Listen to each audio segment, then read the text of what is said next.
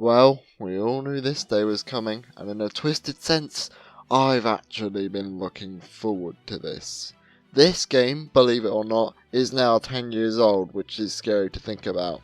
In the decade that this game has existed, it's left its mark on anybody who dares to play it, and trust me when I say, it isn't pleasant. In every single one of my reviews, regardless of the game or genre, I've tried to be as fair as I possibly can. While I'm going to try and do the same here, I'm not going to pull any of my punches this time around.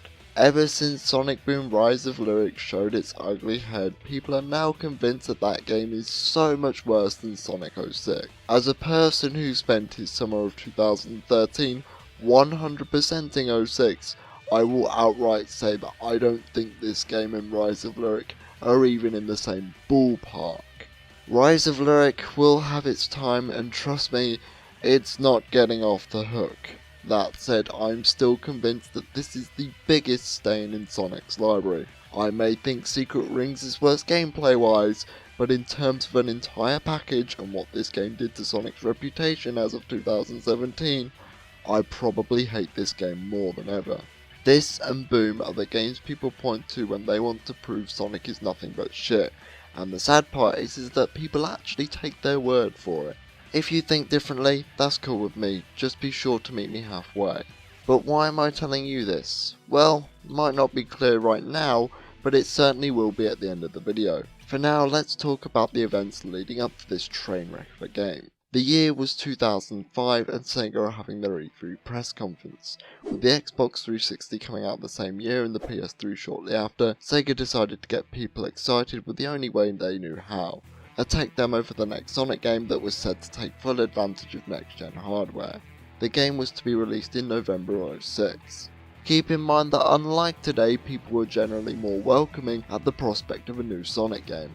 Yeah, we had Shadow the Hedgehog, which people didn't like, but for a time the Adventure series was seen as great games. Sonic Heroes, while it didn't receive the same high scores, still was seen as a good game in its own right. This was supposed to be Sonic's 15th anniversary celebration, and for a while there was nothing but cheers. Day and night cycles, a smooth 60 frames per second, Supersonic available in regular stages, and much more. For the record, if you people think I'm going to cut this game slack for what it could have been, well, no, I'm going to review what was given to us. Besides, if I did that for this game, I'd have to do that for Rise of Lyric, and I highly doubt that people would be as forgiving. So everything's fine and dandy, fans are happy, which is a first, so what could possibly go wrong? Well, during the development of Sonic 06, Sega originally planned to release the game on the Nintendo Wii. This was due to the assumption that that console would be as powerful as the competing systems. Short and to the point, it wasn't. I would say Nintendo dodged a bullet there, but the development team was split in half to shape the port into Sonic and the Secret Rings. So, yeah. Shadow the Hedgehog was most likely finishing production at this time as well. To add a cherry on top of the shit sundae, head of Sonic team Yuji Naka left the team halfway through development. Perhaps he foresaw the future and decided to jump ship as soon as possible. Let's not forget that in 2006 alone, Sega was working on 4 different Sonic games. Sonic 06 obviously, a GBA port of the original Sonic the Hedgehog, Sonic Riders, an airborne racing game, and Sonic Rivals. While I understand that some of these games, most notably Sonic Riders, were handled by other developers, the fact of the matter is that Sonic Team still would have had to oversee development. My point here is that despite how big and important Sonic 06 was, to say it wasn't given enough development time would be the understatement of the fucking century. You know how this goes, piss about for too long and that deadline pokes its head up and bites you in the rear end. I know a thing or two about that. Sega were panicking at this point, the game wasn't finished yet, and to make matters worse, the build that they were working on, while better than the final version, was still very unstable. Let that sink in for a moment. The final version that we got is actually more playable than the more advanced build. Actually help me. It was released and left the gaming community disgusted. It was as if every Sonic fan all across the world had a sudden realization moment, as if everything they knew about Sonic Team was a lie. But you couldn't tell that to my 8-year-old self. I waited 4 years to play this game hoping that it would live up to the non-existent hype. No matter what, you couldn't deter me from playing this game. I got the game in May of 2010 along with HD Unleashed and an Xbox 360. I sat through everything, the dreadful story, the tedious load times, and some bullshit level design. When I died one too many times on the final level, I snapped. I got so angry that I moved on to Unleashed for a good few weeks before coming back and finishing the game. I don't know what happened, but all I do know is that the way I judge games, particularly the Sonic series, had changed. I hated to admit it, but all those reviews I saw were right, and I felt betrayed because of that. My story with this game, however, doesn't end there. Oh no. In 2013, I decided I was going to get every achievement in every Sonic game on the Xbox 360, which would also mean having to 100% this game. I don't know if I was overly optimistic or just fucking dumb. What I do know is everything that I experienced cannot be forgotten. If you people think that a simple playthrough of Boom is so much worse than 06, then you really don't know how bad it can get. In this review, I will describe in great detail to you why, as a package, Sonic 06 is still the worst thing that Sega have ever published. This game has slid away from the public eye for too long. Let's put this fucker down. This is my review of Sonic the Hedgehog 2006.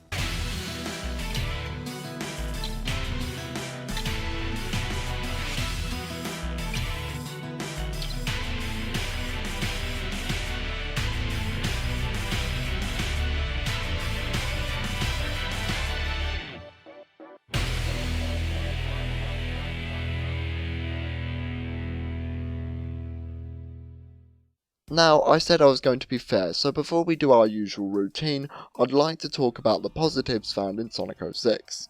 I don't want whatever good is in this game to be drowned out by a sea of complaints. Sonic 06's soundtrack is honestly one of the best in the series, probably even in my top 3 in fact. Crisis City is fast-paced, hard-rocking and provides a great sense of urgency, perfect for a post-apocalyptic world.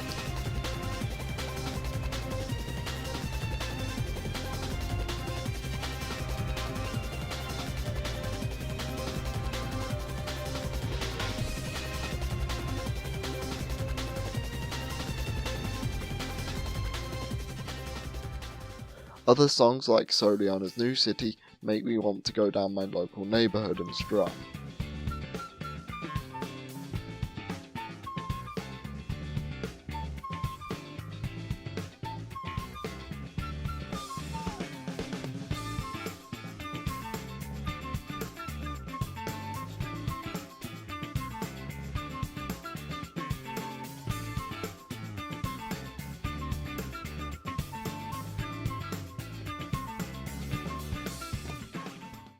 Vocal tracks like Silver's Dreams of Absolution, while lyrically cheesy, still have a very funky beat.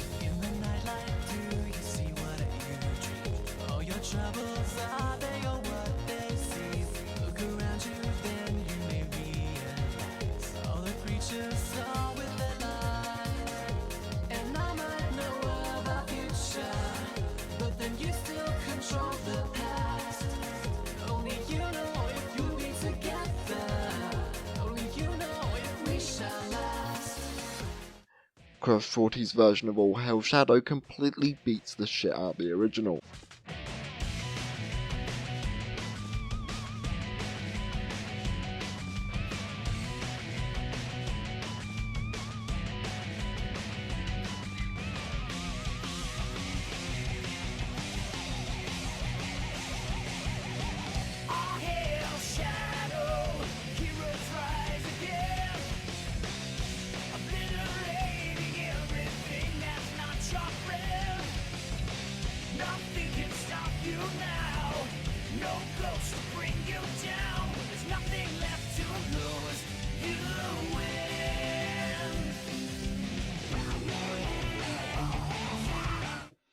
And his world, the main theme of the game, perfectly sums up Sonic as a character.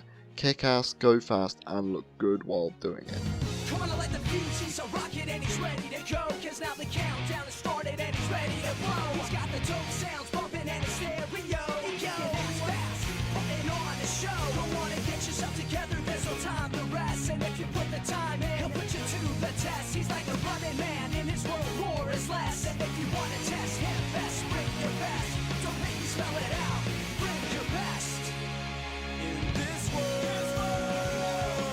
You can buy the soundtrack on iTunes, and please do. I have a bone to pick with this game, but the music is not part of that. Same goes for the graphical quality. While Sonic does look out of place when you put him next to the human characters, the actual environments themselves look great. They're bright, colourful, and a lot of levels have a plethora of secrets in them. Alright, that's enough, let's get this show on the road. The game begins with Princess Elise commencing the Sodiana Sun Festival to give thanks to their sun god Solaris. Okay, already I'm raising an eyebrow. This just looks off. A lot of people like to compare this to a Final Fantasy game. I can't exactly make that connection because the only Final Fantasy game I've played is 7. What I can say is that this certainly looks very out of place and way too realistic. I got more Sonic out of Shadow the Hedgehog than I do this game. Don't know why that's the case. It could be the character, or in the case of games like SA2, it could be the wacky set pieces. Granted, we still get that in 06, but it isn't immediately apparent. This is what was shown in the trailers, by the way. In interviews, Sega stated that they wanted to ask a question. What would happen if we brought Sonic into the real world? And like all good fan fiction, this can only end in disaster. I mean, seriously, with the exception of possibly DeviantArt, who the hell asked for this? Let's not forget that I already thought the adventure games did a great job of blending cartoony antics and realism. If you take away the cartoon aspect of Sonic, you take away his entire appeal. Running through wonderfully weird worlds, smashing animal-shaped badniks and beating up egg-shaped scientists. But I'm digressing at this point. The ceremony is cut short when the city comes under attack by none other than...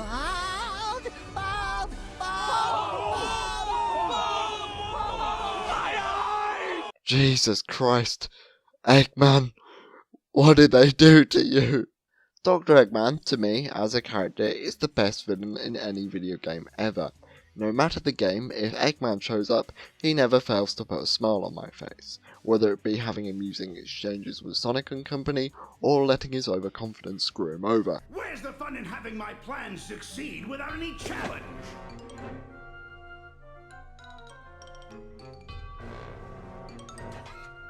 This Eggman isn't at all goofy. I mean, come on, where's the grin? That shit-eating grin, I would argue, is just as iconic as Sonic's shoes.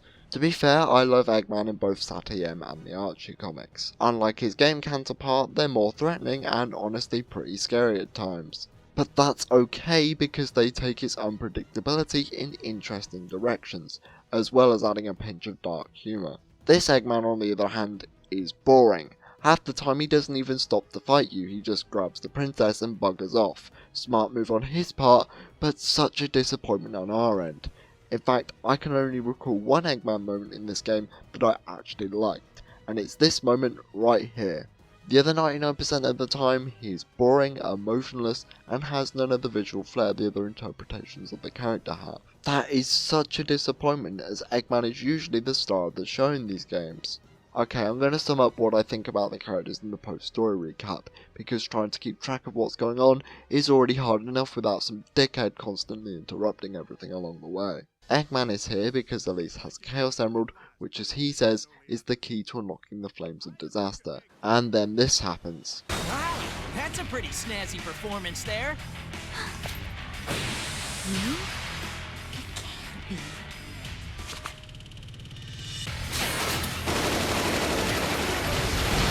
Look awesome? Yeah, well, don't get used to that. It's literally the highlight of this game for me. And we haven't even started playing yet. What the fuck am I doing with my life? Sonic shows up and saves the princess, only for her to get captured immediately after. Elise gives Sonic the Chaos Emerald before departing, so now we have to go ask around the town for Eggman's whereabouts, instead of following his distinct, not at all obscured, flagship. In fact, Sonic pratted about so much that by the time he does get motivated to go save Elise, it's daytime. Is it just me, or does that ship look a little bit lopsided? Sonic meets up with Tails and heads to the Wave Ocean, and decides to chase the egg carrier on foot. Are you for fucking real? Why don't you just use the tornado? Because that, my friends, would imply that both the characters and the developers would have to think logically. And as you will no doubt see, everyone associated with the creation of this game had their thumbs planted squarely up their arses. Sonic and Tails give chase only to be met with a dead end, meaning that Eggman gets away. Good. They then head to Dusty Desert where they rescue Elise, but not before butting heads with the egg Cerberus. It's here where we learn that Eggman clearly can't count. A Cerberus has 3 heads. That robot has 1. IQ with 300 indeed. Tails distracts the robots while Sonic and Elise go for a wonderful stroll in a Windows XP operating system. Elise tells Sonic of the flames of disaster. You see, if they don't worship the sun god Solaris, it's said that it will burn them to a crisp in the form of Iblis. Now I would talk about how absurd this is for a Sonic game, but I think you can figure that out for yourself, and in the interest of fairness, the whole government conspiracy thing was just as eyebrow raising. Before Sonic can catch his breath, he's assaulted by everyone's favourite pothead, Silver the Hedgehog, who brings with him a message. It's no use! It's no use! It's no use! It's no use! During their game of cat and mouse, this waste of space has been kidnapped by Eggman. Again. Amy then comes in to save Sonic so that he can actually do his job properly. Sonic and Tails meet up with Knuckles, who hands them a Yu-Gi-Oh card. This card is so rare that it holds a hologram of Eggman, offering to trade with the heroes. Elise for the Chaos Emerald. Well, that's an easy one, I'll just keep the Chaos Emerald. I fucking wish. Instead, we're forced to travel through Eggman's base, where he's clearly devised a trap. Of course, because Chronic fails and Chuckles are as dense as the sun, they give him the Chaos Emerald and get sent back in time. Kinda like that one scene in SA2, only shit. So where exactly has Eggman sent them? Who knows where they'll end up? It could be in the distant past or far future. So you mean you don't fucking know? For all you know, you could have sent them back 20 seconds in the past, creating an infinite, never-ending loop, thus fucking over the entire universe. Good job, Eggman. Good job. Team Sonic arrives in the not-too-distant future that looks like complete shit. Here they run into Shadow and Rouge. Why are they here? Asked no one ever. Shadow's story begins with the titular Edgelord infiltrating Eggman's base in the White Acropolis. Rouge was sent to retrieve the Scepter of Darkness, but was captured by Eggman, which is why Shadow's here. Upon returning to the refuge point in Kingdom Valley, Eggman tries to take the scepter away, but ends up dropping it. This causes a mysterious creature known as Mephiles the Dark to emerge, taking the form of Shadow the Hedgehog. Hang on, when did Sega get permission to use my fan character? I'll have to get Penders on the phone. Mephiles sends Shadow and Rouge into the future. Oh, for God's sake, look at that, they just pop out of existence like someone's first time with After Effects. Alright, real talk, how the fuck is this possible? I can suspend my disbelief for miles, but now you're testing my patience. Do you know how unlikely it would be for Mephiles and Eggman to send Sonic and Shadow to the exact same point in time? It's practically impossible. I've read fanfiction that do better meetings than this. You know what, fuck it, I don't care anymore. The game doesn't care, you don't care, and for once in my life, I don't care. Sonic and Shadow agreed to use Chaos Control in order to get back home. But one emerald isn't enough to travel through time, so they'll need 2. When did the Chaos Emeralds get time travel? I don't care anymore, we've established this. I don't care. This game has so many problems to the point where our characters quite literally pull things out their arse, so I'm not going to waste my energy on the smaller details. While hunting for the emeralds, Shadow and Rouge find Omega, who appears to be in sleep mode. The Primary Colors gang, on the other hand, end up listening in on Silver. Silver is a time-travelling hedgehog that has psychokinetic powers. He comes from a ruined future that is constantly in battle with the eternal flame known as Iblis. Accompanying him is Blaze the cat. Wait, what? Apologies for the interruption, but this needs addressing. You see, Blaze comes from the DS game Sonic Rush. In said game, Blaze is the protector of the Soul Emeralds and the princess of the Soul Dimension. The Soul Dimension is basically parallel to Sonic's world, meaning that Blaze is opposite Sonic. She even fights an evil genius of her own named Dr. Eggman Nega. I'll go more in depth with the Sonic Rush games one day, but if you want my recommendation, Sonic Rush is a fun game. Cheap too, so give it a go. Keep in mind that Blaze isn't some obscure character like Fang or Mighty the Armadillo. Sonic Rush was released in 2005, a year before this game. Anywho, Silver's story begins with him monologuing to himself. How did this happen? No one will answer me directly. That's because everyone's dead. Silver and Blaze deal with Iblis for the 20,000th time, where they come across Mephiles, which brings us back to the conversation at hand. Using the power of Chaos Emerald trickery, Mephiles shows Silver who's responsible for this destruction.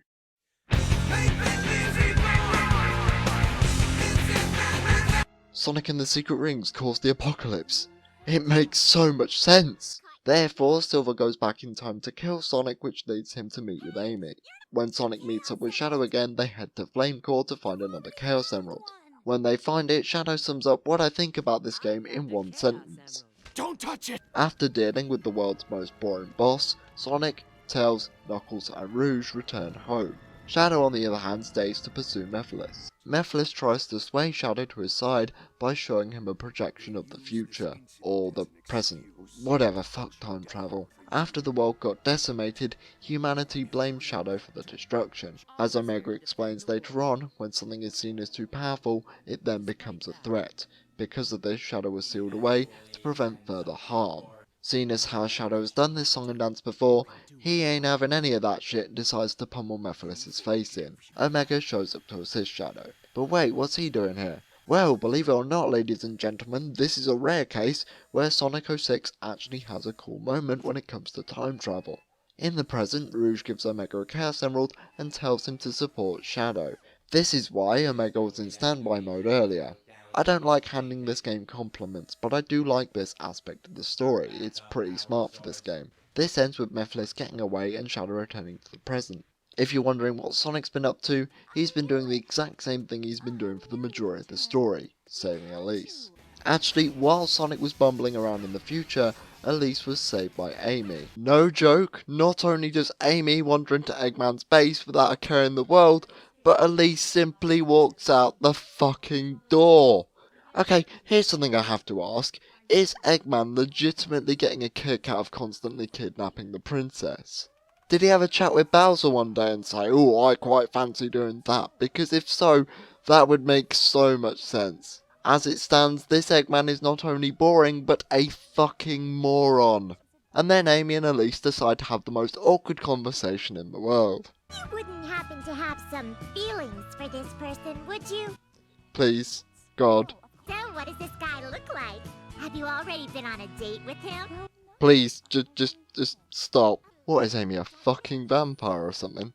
Sonic then saves Elise once again, only to be stopped by Silver again, giving Eggman the opportunity to kidnap Elise again. That's literally all Sonic's story is. It's just Princess get captured, Sonic goes saves him, Shadow shows up to save Sonic, and we get the most glorious thing ever put into a video game. Ah! Chaos control!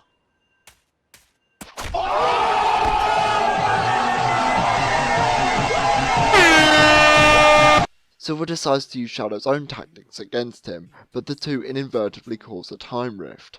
This takes Shadow and Silver back in time to the Solaris Project incident. The Duke of Sodiana, aka Elise's father, wanted to harness Solaris' time travel properties so he could save his late wife.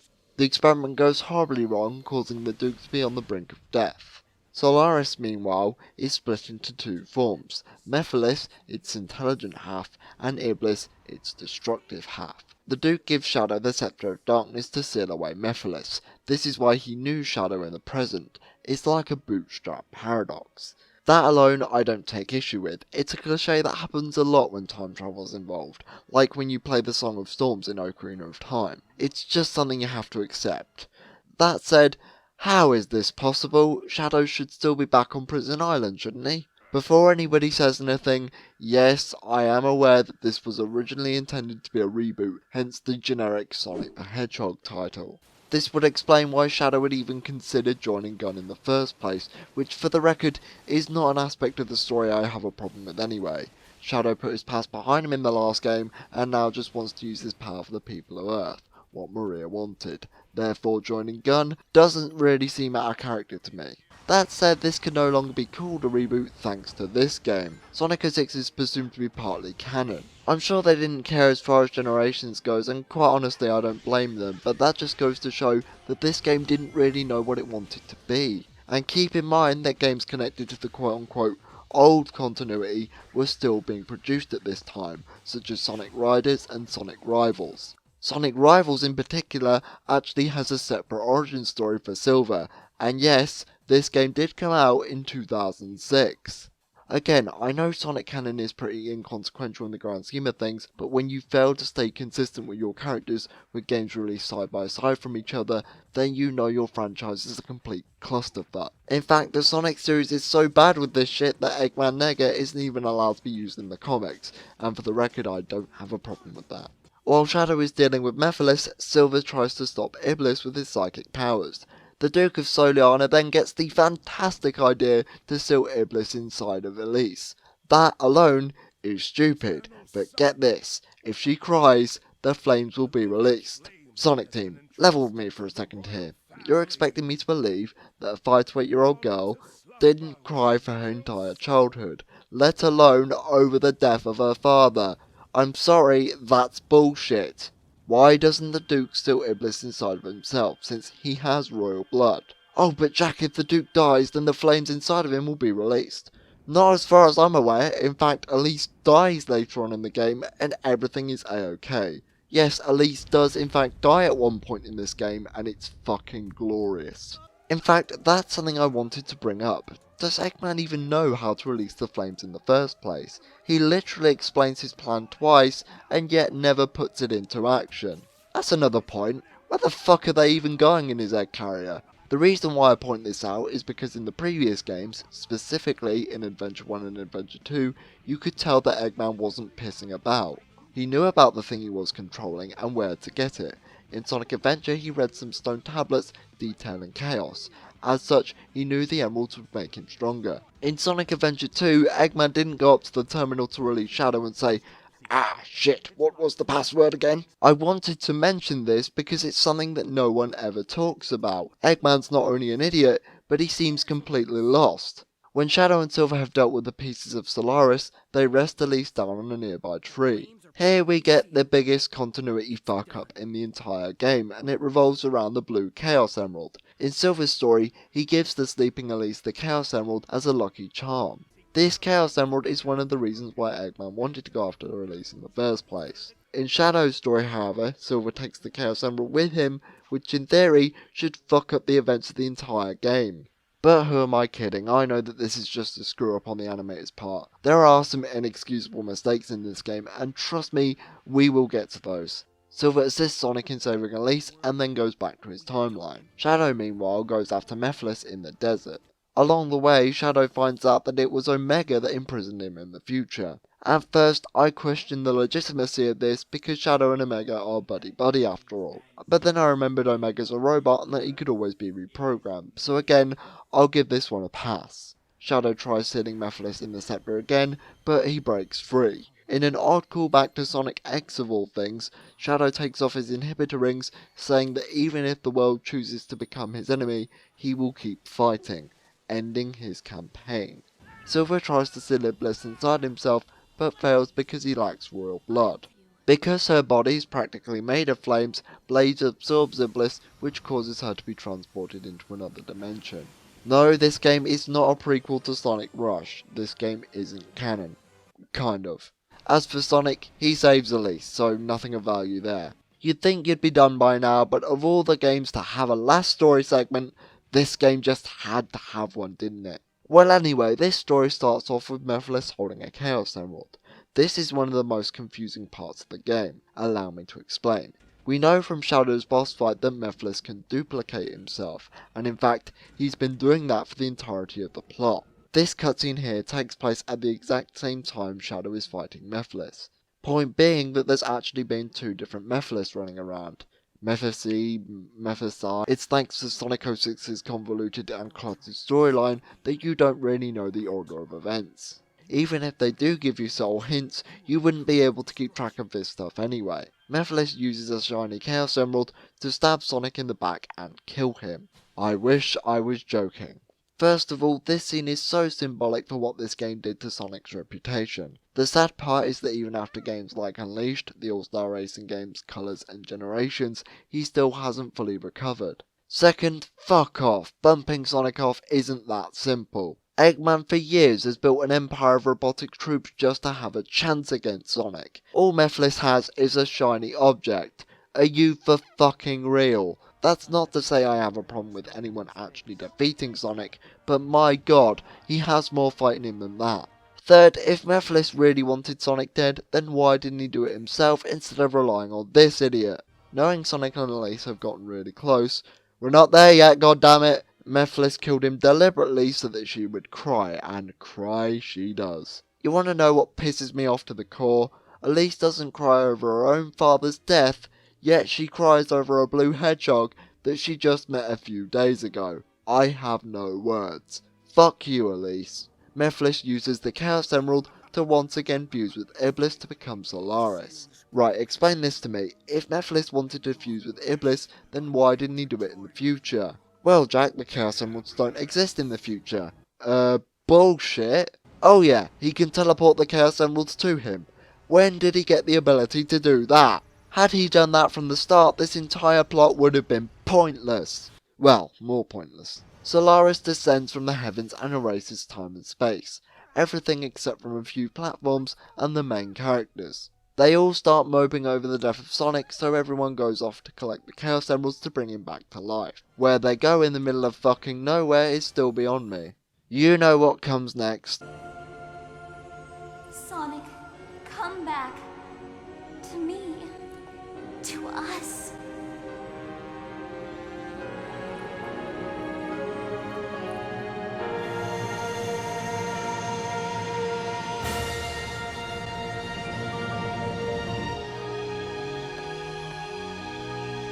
Bravo, just fucking bravo. I hope you're pleased with yourself, Sonic Team, because you've effectively made your star franchise into a laughingstock.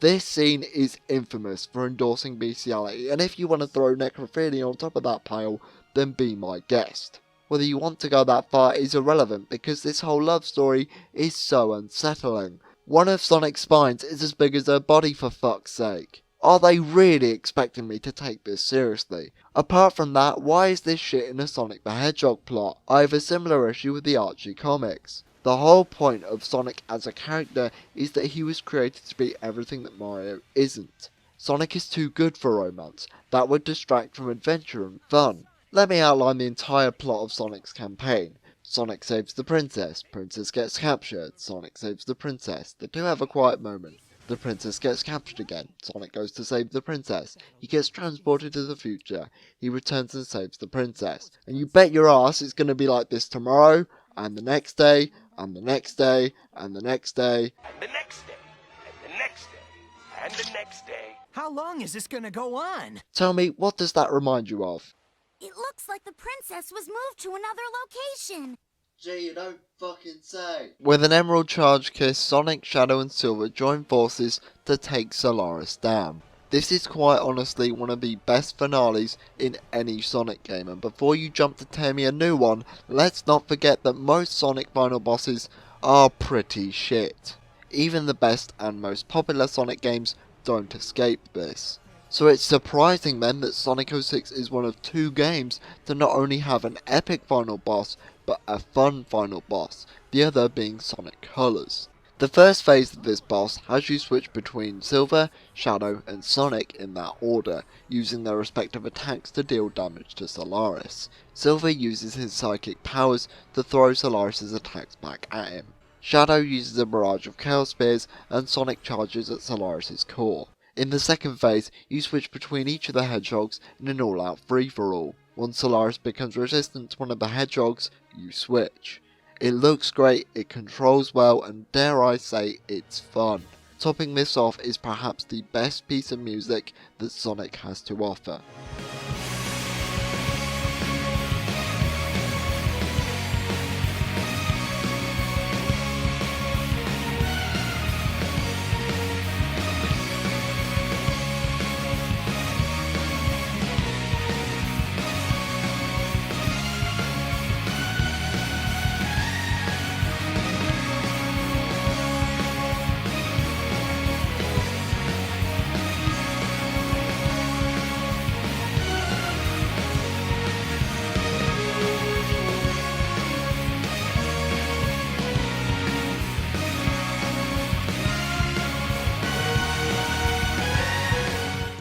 This is a great fight, credit where credit is due, though I can't help but think the design of Solaris looks a tad bit familiar. With Solaris destroyed, the heroes think they've won, but no. Sonic and Elise end up in a room with a single white flame, the Flame of Solaris. Elise is given the option to blow out the flame to restore the world at the cost of erasing everything that's happened, including her meeting with Sonic. Then she says this little gem. I don't care what happens to the world. So wait, you would rather have the world be reduced to nothing just so you can stay with Sonic. That isn't cute or romantic, that's fucking despicable. There are unlikable characters, and then there are irredeemable characters, and you, Elise, are so far gone you wonder why you were conceptualized in the first place. Elise blows out the flame after Sonic's prompting, and then the game begins anew. With no Solaris, Eggman has no reason to come after Elise. Sonic is still hanging around the festival, and it's hinted that he might still remember some parts of what happened. In a rather surprising, satisfying ending, Sonic looks up at the moon. A very undeserved but nice way to close off the game. But if you think you're sweeping this travesty under the rug, Sega, then you've got another thing coming. There are some other things in regard to the story that I want to bring up. The first thing being the tone. Before any Sonic Adventure fanboys get on my case for being against the darker plot in a Sonic game, I will say that it doesn't bother me. That said, how far you go is another thing entirely. When I start hearing things like this, to kill someone to save the world.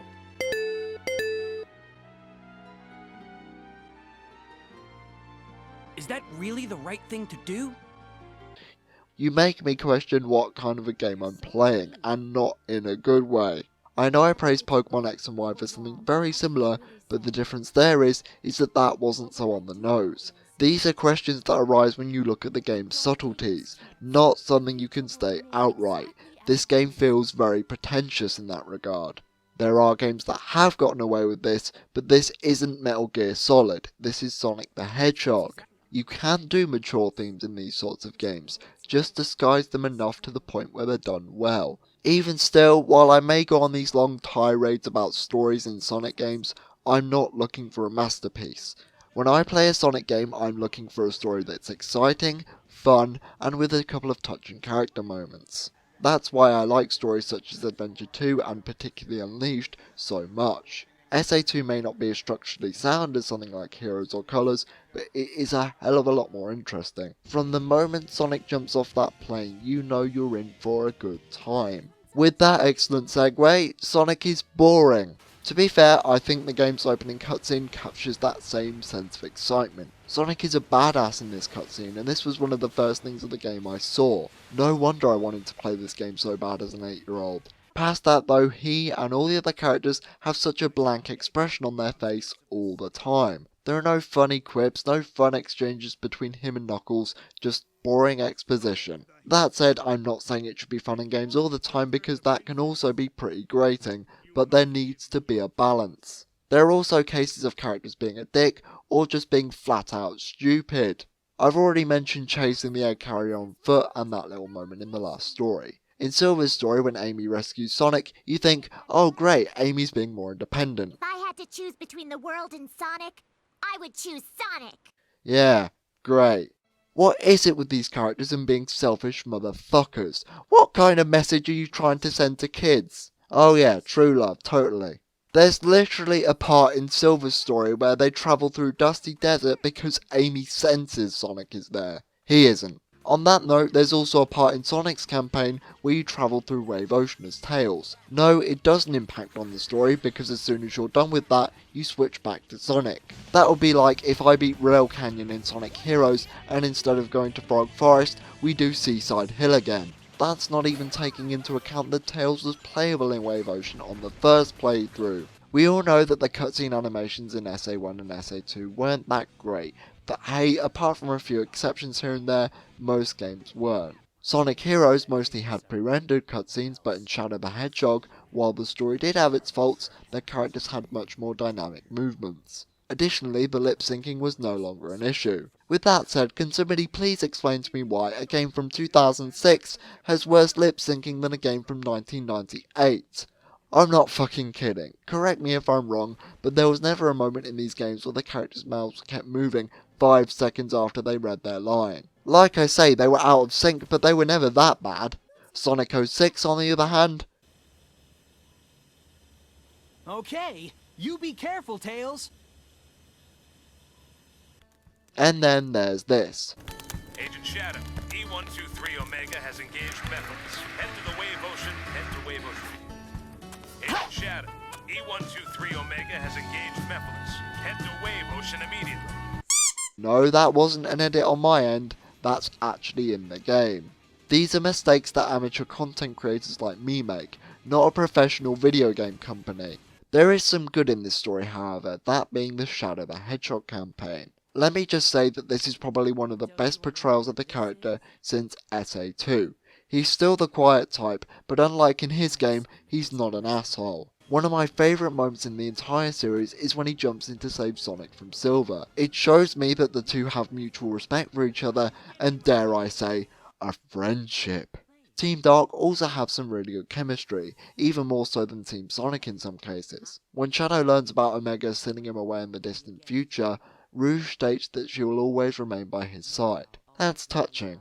Shadow being undeterred despite knowing that the world will eventually turn against him makes him a really likeable character in my opinion. Sonic 06 may have a shit storyline, but I will give compliments when it deserves it.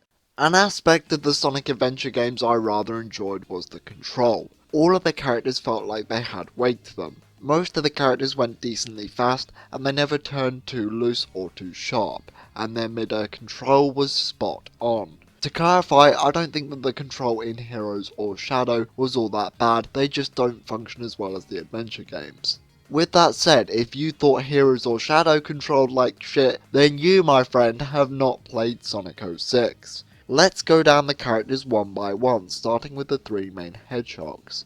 Oh yeah, there are more than 3 playable characters in this game, but we'll get to that. First, Sonic. The first issue you'll notice with Sonic is his handling. Sonic's control is way too sensitive. He turns too sharp and too fast, so the minute you hit a dash pad, you'll lose all control. That is a damn shame because Sonic's top speed in this game is about the same as Amy from SA1.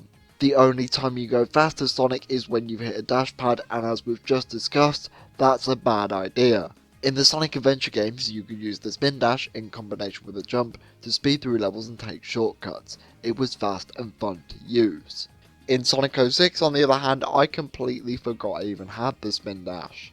The problem is that you can only use the attack while at a standstill, and you can't come out of a spin dash until a certain time has passed. You can't even jump while using it. In short, the spin dash is unreliable, pointless, and not at all satisfying to use. Then there's the homing attack, which you need in order to take out enemies. An odd omission is the fact that Sonic cannot jump into enemies to damage them, which has been a staple since Sonic 1. Now this doesn't bother me as much as some others because I started with 3D Sonic, so as such I instinctively homing attack on enemies anyway. That said, a lot of these enemies are rocking health bars, which is moronic and I hate it. In Sonic Heroes the enemies had health bars, but it was to put more emphasis on the power character.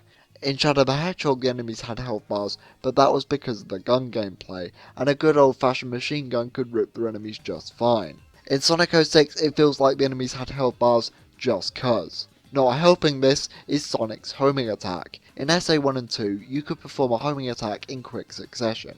Again, it's fast, fun, and it flows well. In Sonic 06 there's a delay between each attack, so trying to take out a beefy enemy is a huge pain in the ass. Even if I didn't have a weapon in Shadow, I could still jump on enemies to take them down that much quicker, but you can't do that here.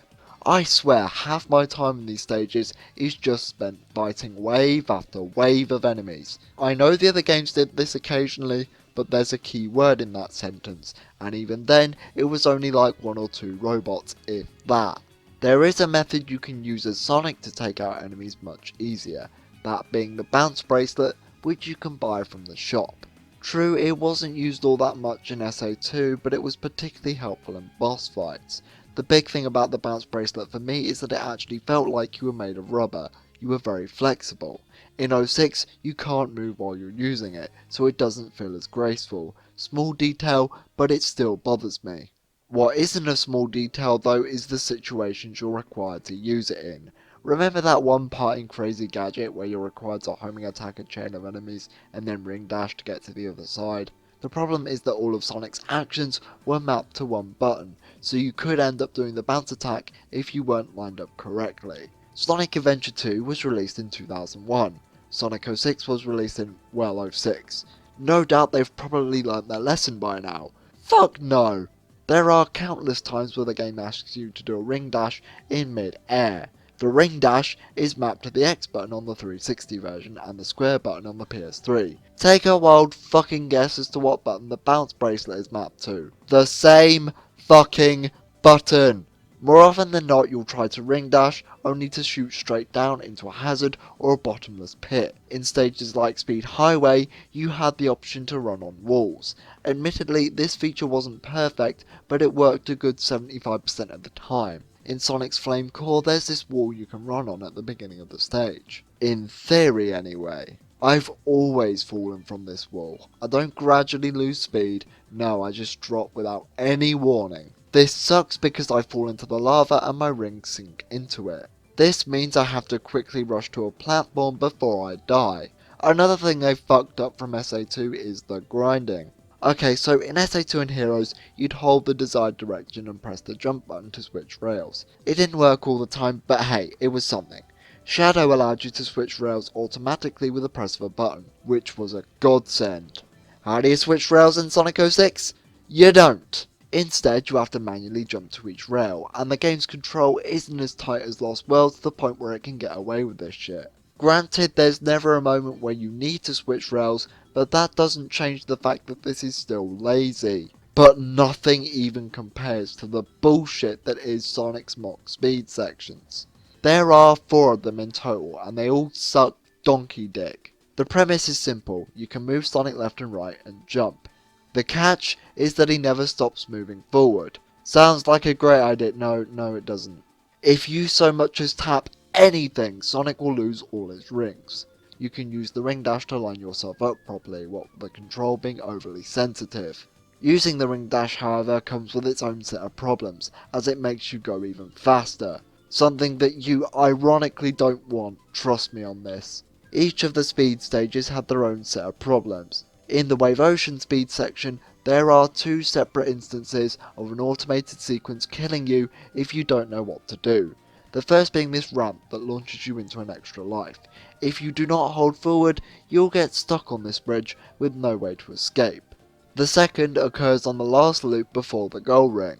If you go all the way to the right on this loop, you'll be flung off, miss the goal, and dive face first into the water. Oh, but if you press B on a loop in the Sonic Adventure games, you'll glitch and die. Bitch, please, if you have to go out your way to glitch the game, then it's obviously not that big of a problem, is it? It's one of the reasons why this particular glitch in Rise of Lyric doesn't faze me. Simply put, if you're going out of your way to look for glitches that aren't inherently a problem and then bitching about it, you're doing something wrong. I have never fell through this particular section in Emerald Coast, not even in the DX version, and I've played Sonic Adventure countless times.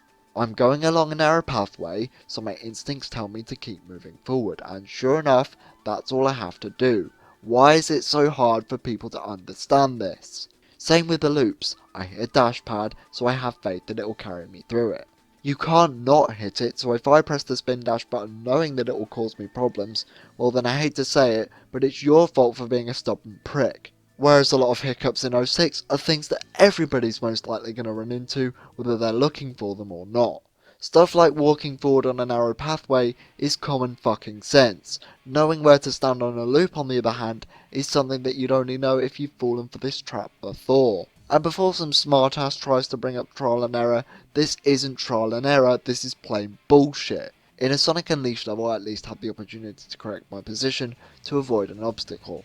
If I succeed, I feel like a badass for having the skills to react accordingly. If I fail, I now know how I can improve on subsequent playthroughs and feel satisfied when I do eventually get it right. Bottom line is, there's always a chance for me to correct my mistakes. In comparison, as soon as I step on this loop, I'm pushed through it and I can't change my direction. Bullshit. Absolute bullshit. Like I said, at least in the previous games, I could be certain that if I just go with the flow and let the game give me a helping hand, then I would see through to the other side. In fact, I'm convinced that Sega puts dash pads on loops in these 3D games to avoid shit like this. Crisis City has a tornado, and yes, it does indeed carry a car.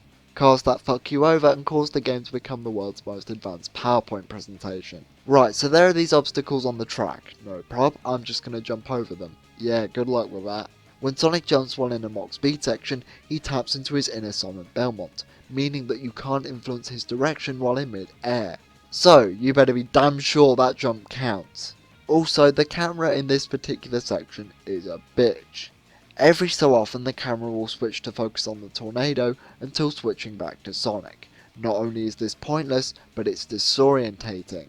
How am I supposed to concentrate on the road when the camera keeps switching just to get a trailer shot? This problem extends even further to the ring dash. In this one level only, if you use the ring dash in this section, the camera will sometimes temporarily stop focusing on Sonic. That is until he's finished collecting the rings. Then it will snap back to Sonic. In the time where the camera was not focusing on Sonic, you could be on the verge of death by ring loss. Either that, or you'll be forced into a situation where you have seconds to react before you slam face first into an obstacle. Some may argue that this camera mishap only happens for a few seconds, so it's no big deal. I would counter that by saying in a fast-paced platformer like Sonic, especially here where you're going at a set speed, a few seconds could be the difference between you living and falling into a bottomless pit. The radical train speed section is probably the most tolerable out of all of them because it's the shortest. It still bears all the problems that the other ones had, but it's not as bad. The last Mach Speed section, Kingdom Valley, is a pain in the ass because of the jumps you're required to make. There's also this part where you're running on water until slowly transitioning onto solid ground. Trust me when I say that this will catch you off guard on your first time. Keep in mind that just because I've learned to avoid all this bullshit like the loop earlier, that doesn't make it any less bullshit. It just means that I played this game way too much. Speaking of which, I mentioned earlier that I beat this game 100%, which would also mean having to get every S rank on every single stage. Do you know the secret of getting an S rank on Sonic's Kingdom Valley? You have to finish up with a minimum of 200 rings, or close to that mark. Allow me to explain. Because this level is so long with it being 10 minutes, the time bonus you'll get is very small. You can't afford to skip past enemies either because you can't most of the time, or because the majority of your points will come from smashing robots. If you just head to the goal normally, you'll have nowhere near enough points, which is why you need that ring bonus. Meaning that if you get hit in the Mach Speed section, which is very easy to do, you have to redo the 10-minute stage all over again. If anyone tries to tell me that Sonic Adventure 2's ranking system is too strict, then I will fight them on the side of the street. You might think that judging this game based off how easy it is to 100% is a tad bit unfair, and you know what? I agree with you. However, that still doesn't change the fact that the shit controls makes it much more difficult than it needs to be. Control is something that's very hard to describe unless you've played the game yourself, which in all honesty I wouldn't recommend you do. Sonic Adventure 1 and 2 had segments where you're on a snowboard. In SA1 it wasn't perfect. It was easy to lose control at points, and the only thing you could do with the snowboard is perform tricks off ramps. SA2 on the other hand was much better. The board turned more realistically and you were encouraged to keep your speed up to get extra points from trick ramps. The bottom line here is that while none of these mechanics were perfect, they functioned and for the most part they were satisfying. With that said, can somebody please tell me what the fuck happened here? I know I've been thinking that for the whole review, but now more than ever. I shit you not, in both White Acropolis and Crisis City, you can't turn left and right on a snowboard. If you do, Sonic will be super glued to the floor and you'll have one hell of a time trying to come free. And how about those trick ramps? These things can suck a fat one. In the adventure games, under no circumstances were you required to use a trick ramp to avoid certain death. They were simply a fun thing you could do to look stylish and boost your ego. In Sonic 06 on the other hand, this happens twice. You press and hold the jump button to build up pressure and you let go at the end of the ramp. Or at least that's what I think you need to do.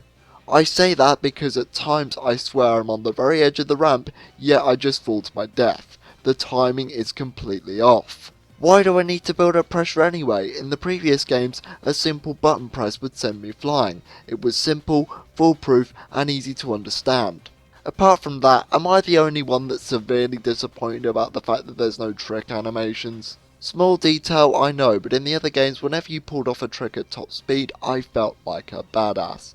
In this game, sometimes it's the little things you learn to appreciate the most. The last thing I have to discuss as far as Sonic is concerned is his gem power-ups that you can buy in the shop. You buy these from the rings you earn from stages and missions you complete around Soliana.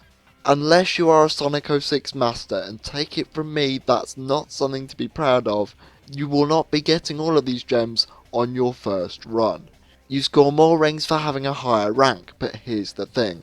With the exception of the final level for each story, you can't replay the levels to earn more rings. Why? I don't fucking know, it's yet another small aspect of this game that irritates the shit out of me. That said, if you're persistent enough, you will have the powers of a god. There are ones like the white gem that do fuck all except give you a different homing attack animation. Then there are ones like the red gem that slow down time to give you a massive time bonus. How about the sky gem? You throw it into the air and you're transported to wherever it lands. You can even clip through buildings with it. Hanging on the edge of tomorrow indeed. By far the most broken one is the purple gem. With this gem you can jump indefinitely into the air. The kicker is that this meter over there will never drain. It's supposed to, the manual even says it does, but this game was rushed to high hell that they forgot to program it to do so. Tell me, why is it that people make such a big deal out of a glitch you have to look for, is tedious to exploit and was patched out, as opposed to a gameplay mechanic that's out there in the open, requires no effort to pull off, was never fixed, and is only there because of laziness. A lot of people argue that they would prefer Sega leave Sonic 06 alone and focus on their other projects. In the year 2017, I absolutely agree. In 2006, on the other hand, it certainly would have been appreciated. Unfortunately for us, I consider Sonic to be the second best character in the game, so if that doesn't spell out quality, then I don't know what will. Silver is the newcomer to the Sonic series. He looks badass in his cutscenes, but what about the gameplay? Silver can pick up robots with his mind, or at least he can when they're stunned. In order to stun an enemy, you need to walk up to them and perform a psychic slap. It has pathetically short range, so short in fact that you'll end up walking into your target most of the time. There's a shockwave ground pound that stuns every enemy within a certain range, but you have to complete quite a lot of Silver's campaign in order to get it. Some people argue that if you were able to pick up robots right then and there, then it would be too easy. And you know what? I'll buy it. What you could do instead is give Silver a projectile attack that homes in on enemies, since he did do something of the sort in cutscenes. Twice. Speaking of homing, why couldn't they have just given Silver a homing attack? Sonic has a homing attack, Shadow, as we're going to see, has a homing attack. I don't see any reason why Silver couldn't have had one. Wasn't that the big appeal of multiple playable characters in Sonic 3 and Knuckles? The fact that all three characters play the same but have special properties to separate them from each other? Even then, I'm one of those types of people that didn't really mind how multiple playable characters were handled in the adventure games. They functioned at the very least. Pre-White Acropolis, the easiest method you have for defeating robots is to wait for the enemy to shoot their projectile, grab a hold of it, and throw it back at them. Conceptually it's cool, but it leaves you waiting a lot of the time, and that's one of my favourite things to do in a Sonic game, #sarcasm. Did I mention that Silver is unbearably slow? Trying to avoid the big void of nothing that is Soliana Forest is made even worse by the fact that you have to slog through it as Silver. I'm gonna say it, Amy in Sonic Adventure was much faster than this. By far the most infamous part of Silver's story is the ball puzzle. On the surface, it's simple. You just have to navigate the ball through the course and put it in the hole next to the door. Now try and do that with a sporadic physics engine and a psychic bitch slap that's so hard to aim with. But wait, it gets worse, because there's also a timer that ticks down even when you're not hitting the ball. The ball just goes wherever the hell it wants to. It doesn't even matter how hard you charge your slap most of the time, because the distance it goes always feels like luck. Did I mention that there are several other holes that will force you to do all this all over again if your ball should fall down one of them? I know there's somebody in the audience that's gonna say, doesn't seem that bad. Oh really? I fucking dare you to play this section of the game and tell me that with a straight face. Of course, as I say this, I got it on my second try because I'm a jammy bastard, but the point still stands, goddammit. I've heard stories of people spending over an hour on this section alone. If you're one of these people, then I truly do feel for you. Like I said, I went out my way to complete this game, which would also mean I had to do the ball puzzle perfectly, or it's back to the start. And before some smart ass decides to comment and say, oh, if you just clip through this one door, you can skip this section entirely. How the fuck is that disproving my point? In fact, it's only validating it even further. The fact of the matter is, guys, is that the developers intended for you to do this, meaning that if on every playthrough you use a glitch to skip a mandatory part of the game, then this section in question must be truly abysmal. I don't mind people using it as a way to circumvent bullshit, but don't try and use it as an actual defense. This is not just a case of getting good. The implementation of the Havoc physics engine makes it impossible to predict where this fucking thing is going to land. I guess one good thing I can say about Silver is that I like the fact that he can hover. Holding down the button will drain your energy too fast, however, so instead Silver decides to flap his wings and prays to God he gets across. This is so goofy looking, but also so handy at the same time, as the amount of distance you can cover is great. Remember, this game cheats, so you must cheat back. Up next is Shadow the Hedgehog. This guy was all the rage back in Sonic Adventure 2, and in a sense, he plays exactly like he did in that game. Excluding the fact that he's slower than Sonic, he feels just like him. He has a homing attack and a ring dash. However, the reason why I prefer to play as Sonic over Shadow is his combat-oriented gameplay. Only, this game's definition of combat is to mash the same button over and over and over again. The Sonic Boom approach to combat, gotta love it. There are literally entire portions of stages where all you're doing is walking around in an enclosed room fighting hordes of enemies. And again, most of the time it's not just a case of ignoring them, you have to go out of your way to kill everyone and anything. I'm in agreement with my friend TCS Gaming in that they should have brought back the gun gameplay for this game. It's not like it would clash with the overall tone. I will say it again, despite how jarring they were in the context of Sonic the Hedgehog, they functioned, they kept the pace going, and they were fun. Yeah, I said it. Shadow and Silver get into a fight so often that by the time you're done playing the stage, you've been going for 10 minutes plus. Say what you will about Sonic Heroes, but I found, with the exception of Team Dark, that if you just kept moving forward, you'll clock in at a reasonable time. To be fair though, I don't really care how long a level goes on, just so long as it's engaging, like Freedom Planet. All the fighting in this game just bogs down the pace, and in Shadow's case, it's even more uninteresting. Mash A, whoop-de-fucking-do. Shadow does have some other moves, not that you should choose to use them. The first being Shadow's iconic Chaos Spear, which is used as a projectile to stun enemies. Why didn't you give something like that to Silver then? The Chaos Spear can later be upgraded to actually kill things by tapping into Shadow's Kaioken technique, or however the fuck you pronounce that word. Returning from Shadow's own game are vehicles. There are 4 of them in total: the buggy, bike, hovercraft and hang glider. The buggy just sucks. It tips over too easily, which makes it a pain in the ass to control. There's that, and the buggy is clearly not optimised for the levels that it appears in. I'm mostly referring to Crisis City when I say that. In said level, you're given the option to use a buggy for a short distance, then you have to jump off and do some platforming. Well then, what was the fucking point? I will give the buggy in this game credit though, it does control better than the car-based vehicles in Shadow the Hedgehog. What an accomplishment. The only time where you're really required to use the buggy is in this section in White Acropolis, where you're required to shoot down all the searchlights to finish the level. This feels like arbitrary padding, and from a story perspective, it doesn't even make sense. Eggman must know that Shadow's here from the explosions beforehand. Then again, this is the same guy who left his prisoner's cell unlocked, so perhaps I'm being too kind. The bike to me is actually pretty fun, and again miles better than the one in Shadow's game. There's this one part in Radical Train where you're chasing down Eggman on a bike and you have to use your machine gun to stop him. Granted, the only reason why the bike controlled well in this stage is because you're only going in a straight line most of the time. Otherwise, trying to turn in general is a bitch, because again, it turns too sharply. The hand glider is the one vehicle out of the bunch that I find pretty harmless, all things considered. You go on a fixed path and shoot rockets.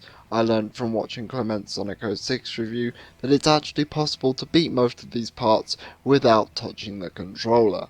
While that is admittedly pretty stupid, I take the viewpoint that if it doesn't cause me any stress, then no harm done, something I can't say for a large portion of this experience. The worst of these vehicles, however, is the hovercraft. See, unlike the other grounded vehicles that were 99% optional, you have to use this thing twice, once in Dusty Desert and one in Kingdom Valley. Dusty Desert has you use it to get across the sand. To get inside the ruins you need to follow all of these pillars. The only real problem with the hovercraft in this section is the fact that it tips over. What this means is that you have to not go fast, you know, the point of a Sonic game, in order to assure your safety. That is nothing, however, compared to what you have to deal with in Kingdom Valley. You need to use the hovercraft to get across the water. The catch is that these towers will crumble when you get near them. Sometimes they'll fall in the water, 99.9% of the time, however, they will fall on you. If they do, then that is instant death. Okay, first off, I appreciate having an end of level challenge, but don't you think that's a bit much? Shit like the ball puzzle and this section are in the second level of their respective stories. This part on paper sounds too hard for a second level, but that isn't the reason why this section is so bad. The camera is constantly focusing on shadow, meaning that if you want to look up at the tower, you need to use the right analog stick. This also means playing the stage cockeyed. If you don't want to do that, you've got two other options. Bum rush it and accept the sweet embrace of death, or approach the tower, stop, back up, and let it fall. Believe me when I tell you that none of these options are fun. So that's all the main characters out of the way, but there's even more to go through. Oh joy. And here you were thinking it was just Sonic, Shadow and Silver. Every Hedgehog has two amigos that you'll occasionally switch to in some stages. Sonic has Tails and Knuckles, Silver has Amy and Blaze, and finally Shadow has Rouge and Omega. Starting with Tails, he controls much like his SA1 counterpart, something I welcome. What I don't welcome is his ridiculously slow running speed and his god-awful flight controls. Seriously, I always fly everywhere as Tails because he can't speed up for shit. I'm pretty sure Big the Cat can run faster than him in this game. Flying everywhere, however, also has its own set of problems because you turn way too fucking fast, making me lose my bearings. On top of that, there's no way to stay stationary while flying as you're constantly being pushed forward.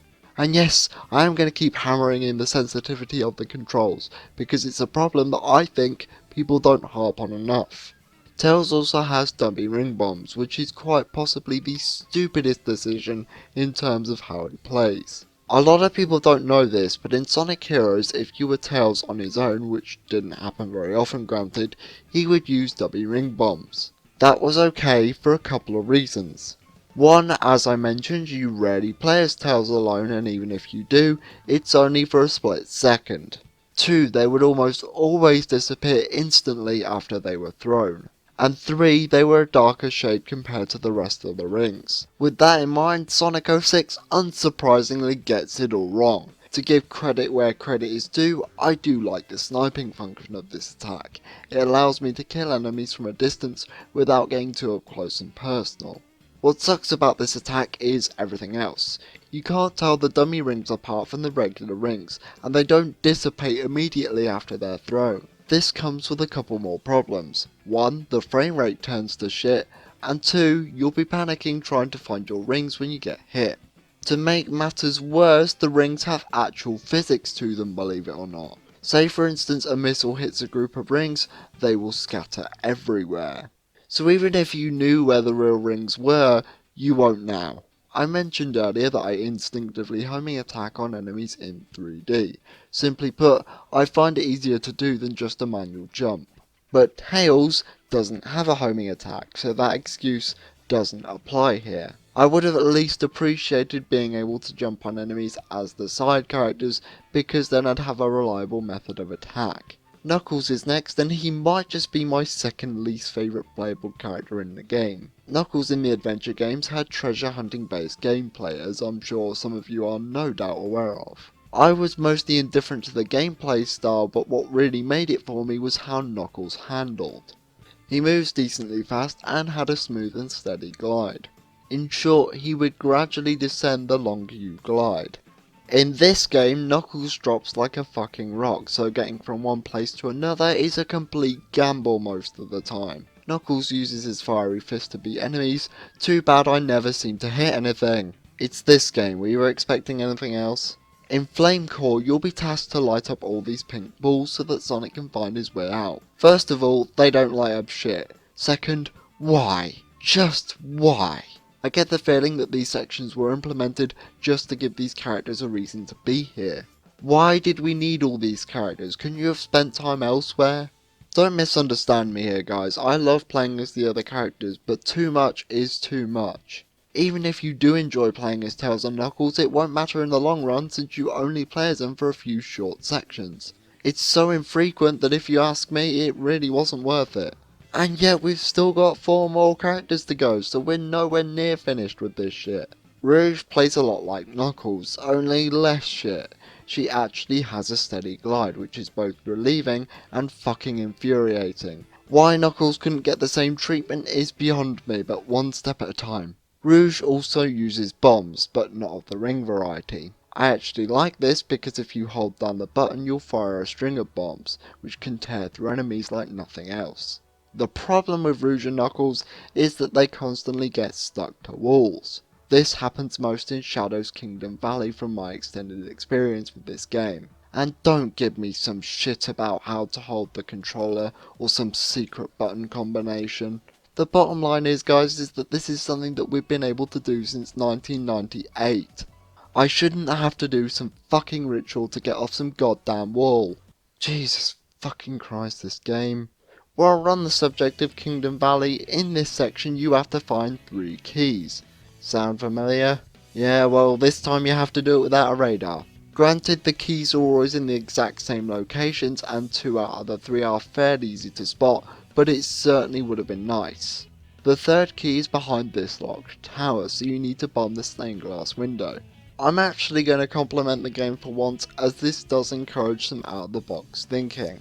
My only real issue is that without a radar, there's nothing pointing you to that conclusion. Here's a fun little tidbit for those who just love breaking this game. Did you know that it's actually possible to finish Flame Core as Knuckles? By pressing up against the wall besides the door that leads to Sonic section and by proxy the way out, it's actually possible to clip through said wall and continue as normal. Now the reason why this is interesting is because Knuckles actually has a victory animation. But since you never finish a stage as him, you never get to actually see it. Now I had to look that footage up online because when I did it, I had some slightly different results. Instead the stage clear screen popped up, only I was free to move around as normal. I tried dying to see if it would screw up the game even more, but I guess it just wasn't meant to be. If there were ever to be a perfect metaphor for Knuckles' degradation as a character, then this image would be a fucking work of art. Up next is Omega, and he's alright I guess. He doesn't have any of the cool combo moves he had in Sonic Heroes, just his crappy lemon shooter. It gets the job done I suppose, but it certainly likes to take its time. You know the jokes surrounding Mega Man, the whole jump and shoot man thing? Well, I'm convinced that that title should belong to Omega, because that's all he does. Just jump in the air and hope to God you hit something. Like Silver, Omega also has a hover ability that can once again be exploited by continually tapping the button. I've heard you can even get to Shadow's section of Wave Ocean using this technique, but I've never tried experimenting, because in case you couldn't tell, I don't particularly like this game. Here's a bit of irony for you. Omega, a robot built by Dr. Eggman, moves quicker than the fastest thing alive. That's some fucked up shit, man. Now we come to my least favourite character in the game. Amy. Okay, so controversial statement incoming. I actually liked Amy's gameplay in SA1. I love how acrobatic you could be with her hammer jumps, and her campaign didn't really go on for all that long, so I never found her to be that bad. Granted, I think she could have done with being a lot faster. Sonic 06 decides that clearly Amy wasn't slow enough. On top of that, she has the exact same problem as Knuckles, in that even when you're right up close to an enemy, you'll keep missing them. So you'll get closer until one of 3 things happen. 1. You suffer touch damage. 2. You get shot at.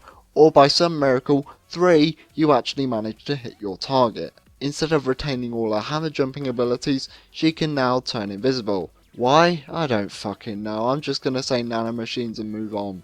This ability is not only fucking stupid, but also pointless, because while the enemy can't see where Amy is, neither can you. The only thing you can use to gauge how far away from an enemy you are is Amy's shadow, which is some piss poor indication, let me tell you. What ends up happening most of the time is you once again walking straight into them and taking damage. It would have really helped if Sonic Team gave Amy a faint outline, kinda like the one on these cloaked robots. Then we come to a double jump, which is less of a double jump and more of a vertical boost with a 100% decrease in distance and momentum. As soon as you hit the jump button a second time, Amy will drop like a rock, causing you to fall straight down into a pit you were desperately trying to avoid. So in other words, this move is pointless. The real kicker is that, like I said, the double jump really doesn't go all that much further anyway, so you might as well not even bother. So to summarise, Amy is slow, shit at platforming, can't hit her enemy to save her life, and has an ass pull of an ability that has no purpose whatsoever. You okay there? I think she's dead. From the worst character in the game to one of the best. Blaze the cat is often considered to be the best character in the game, and you know what, I'm actually going to agree with that statement. Blaze not only has a homing attack, but she also has this fiery twirl, which is great for taking out surrounding enemies. In addition, she has a double jump that actually works, and makes platforming really comfortable. But you know, even if there are one or two good side characters, in the long run it really doesn't matter. You only play as them for what feel like 30 minutes per character, so what was the fucking point? People say all the time about how Sega were pressed by Microsoft to release the game by the holiday season of that year. I don't buy that. I don't think Microsoft sees Sonic as that much of a system seller. But even if that were the case, there has to come a point where you realise that even if your ideas do sound good on paper, ultimately it doesn't mean anything when you can't deliver them on time. I know that's rich coming from me of all people, but it's not like as if I'm a professional video game company now, is it? I would much rather they ditch the side characters altogether and just work on fine-tuning Sonic, Shadow and Silver. Ultimately, while I like characters like Tails and Knuckles, if they have no business being playable, don't put them in the fucking game. It's that simple. I mentioned earlier that I really like how some of these levels are constructed, and I'd like to go a bit deeper on that.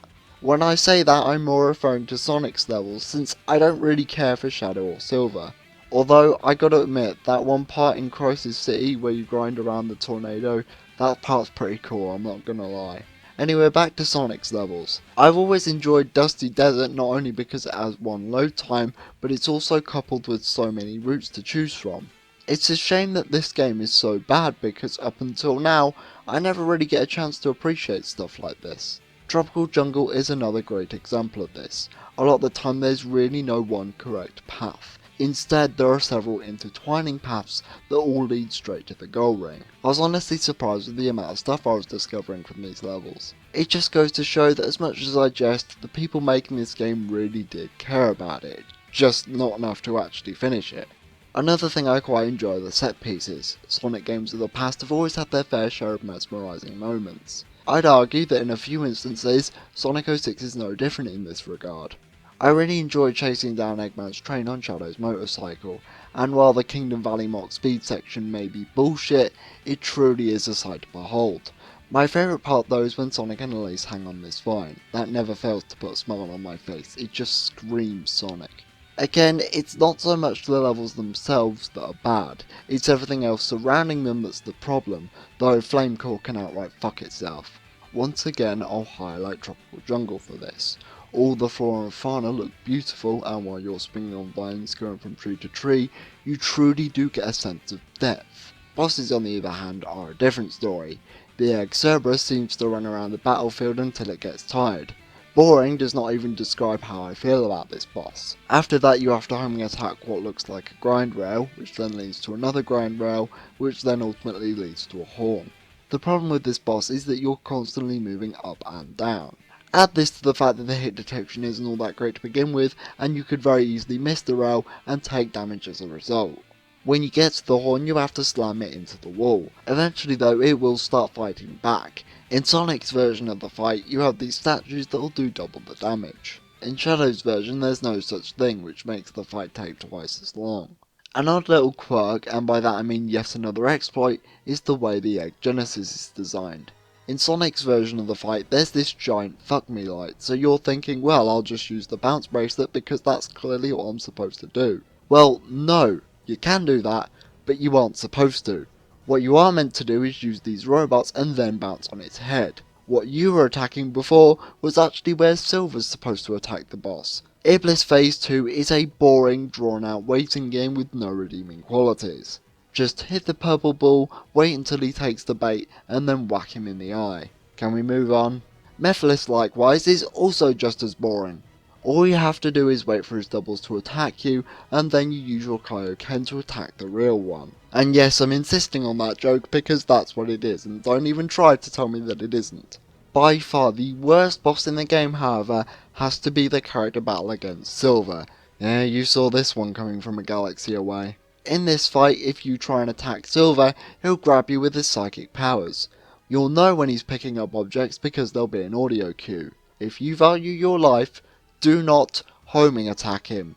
If you do that, you'll try and get away using your jump dash, only to homing attack him again. From this point, he'll grab you, throw you straight upwards, and then catch you again. Invincibility frames may protect you from damage, but that doesn't protect you from being grabbed. Here's what you do. Wait for him to announce his attack, and then use your slide or leg sweep. That way, you have enough time to get away before he comes to wreck your shit. While we're here, let's have another rousing round of Let's Break This Game. None of these were particularly original, but fuck it wouldn't be a Sonic 06 review without them. If Silver grabs you in a certain spot of the level, it's actually possible to be stuck there indefinitely due to there always being a ring nearby. The fun part happens when he throws you one too many times, to where you'll pass through the invisible barrier and you're now free to explore Soliana. The funny thing is that everything will be intact, with the sole exception of a few bridge graphics. Yeah, fuck you Tails, I can fly too. Kind of. And now, for the grand finale, I shall send a Hedgehog to the moon. Silver can actually throw you past the sky graphics, and you'll go until the game's decided it's had enough. There's also another way to get to the moon. If you go to one of these boxes and then continue to use your leg sweep, the box will go higher and higher until you've achieved the same results. I had many failed attempts, this one in particular went very wrong, somehow I ended up in limbo. On that note, hub worlds are complete shit. I never thought you could make the city of Venice uninteresting, but here we are. Everything looks the fucking same with no distinct landmarks. Comparing these hub worlds to Sonic Adventure is like night and day. Not only were they smaller, but they had so much more charm and life. Like how Station Square had a casino, or how Eggman had an onboard swimming pool. What does Sonic 06 have? That's a pigeon. Yes sir, that is indeed a pigeon. Why is there a fucking pigeon in this game? You didn't have time to program the game to work properly, but you apparently did have time to add a pigeon. What the fucking hell even is this game?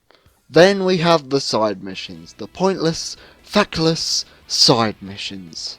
I've waited long enough to talk about these, but the load screens. Sonic 06 has them, and boy do you need to learn to love them. Alright, so when you accept the mission, you have to wait for a 20-second-ish long load screen. Then you get a single text box. Then it loads again. Then you actually do the mission. If you win, you get 2 more load screens. One for the result screen, and one to take you back to the hub world. If you fail, you'll then get a text box telling you that you failed with no option to try again. And then you get another load screen to kick you back to the hub world. The problem here is not how long they take, or at least not entirely. It's the sheer amount of load screens that ends up pushing me over the edge. Originally, I was going to calculate how much of your playtime is wasted on load screens, but then I realised that would waste my time, and this game has done quite enough of that over the years. What I will say is that the test of courage is the best example to demonstrate just how stupid this is. In said test, if you get hit once, you fail, and you have to sit through all those loading screens again. Without the red gem, this mission can be very hard for all the wrong reasons, and even then things can still pop out of nowhere and fuck you over. The test of courage is one of the 3 trials of Soliana. The test of intelligence, or as it should be called, luck, is where you have to jump through portals until you reach the end. And the test of love is where you have to choose your true love. 2 options for you, Amy or Elise. Let's see, would I rather gouge my eyes out of broken glass, or drill holes in my testicles? Fuck an alien or fuck a furry, one of life's many unanswerable questions. Other missions include killing a bunch of enemies or Superman 64. Oh, for fuck's sake. One of the worst missions in the game is when you have to pick up apples as silver and put them into baskets. You can't just throw them in because you'll most likely miss. Instead, what you have to do is hover the apples over the basket, turn off your powers, and pray to God that they actually end up going in. I don't know how the hell I got an S rank on this stage 4 years ago. 15-year-old me obviously had way more tolerance for bullshit. Or I could have just been a fucking idiot, one of the two. One mission has Shadow do math equations in a Sonic game. Nobody said there'd be more! The best mission in this game, however, might as well be the most exciting moment in the entire series. Perfect Chaos is nothing on Pele, the beloved dog. This is the thing, I'm walking a dog, a realistic dog mind you, as a fucking football mascot. I don't even game, just stop, you're gonna end up killing me at this point. On second thought, please continue. But if you want to talk about horrible level design and load screens rolled into one, we have to talk about the final stage, End of the World. This stage, while not the hardest level in the entire series, is certainly the most bullshit. You have to play as all other characters minus Sonic and Blaze, arguably the only good ones, as you try and collect the Chaos Emeralds. While this is happening, time and space is constantly being distorted, as indicated by the blue tint on screen. What this means is that the blue and red portals start becoming more violent. Blue portals will suck you in, and if you touch them, that's instant death. That sounds pretty fair until you remember that all the characters walk slower than an old lady. Silver especially, my god is this painful. If you're not careful, sometimes the portal will just pop right in front of you. Red portals don't help matters, as while they can't kill you, they can throw shit at you which can temporarily stun you, leading you to get sucked into a blue one. What's even worse is that you only get 5 lives to complete all the sections. There are more in the levels, but that's only if you can hold on to them. To add to this, if you get game over, you have to sit through every single load screen up until that point. Not just for the level itself, but also the cutscenes. I fucking hate this game. The final thing we have to talk about today is silver medals. Hidden in each level and in the hub worlds are silver medals. Get all of them and you get gold medals. Now, I said I beat this game 100%, but in reality, I'm really talking about the fact that I got all the S ranks on both normal and hard mode. Yes, there's a hard mode, and no, I'm not talking about it because it barely changes anything. In the 360 version, they do next to nothing, all they do is give you an achievement. The PS3 version was made before trophy support was added, so in that version, they are quite literally pointless. Get it? Because gamers, believe it or not, this game actually had DLC. Sega loves to tell us how sorry they are, but clearly they weren't that fucking sorry. You knew this game was incomplete, and yet you tried to milk your consumers dry. You heartless bastards. For the record, the PS3 version was released in 2007. Why the fuck did you not bother patching it out then? You had a second chance and you did nothing.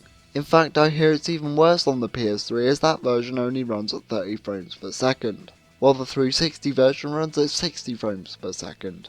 Well, tries to anyway. Before we finish up the gameplay section of this review, I've got something rather fun to show you guys. Sonic 06 has a multiplayer mode. If you make anyone play this game with you, then you are truly a sick human being. Luckily, as low as they may be, even I have standards, which is why what I'm going to be showing you will be done while playing on my own. Not that I had a choice in the matter anyway, but still. Choose Sonic and Silver and then select Wave Ocean. As Sonic, jump in front of Silver and then have Silver throw Sonic onto the water. You know how a rock, if thrown correctly, skims on water? Well, that's exactly what happens here. It's really fun to see how far the game can go before it eventually gives in. Apologies that I can't show off the multiplayer in full, though I don't think you really care. We've talked about a lot of things in this review, and had a lot of laughs. Mostly at my expense, mind you, but that's besides the point. Now it's time to get a little bit more personal. After Sonic 06 came out, the way the video game industry looked at Sonic games were never the same again. While the games still sold well, they were mostly panned by anyone outside of the Sonic circle. Even games like Unleashed, which while not a perfect game, was still a step in the right direction in a lot of ways.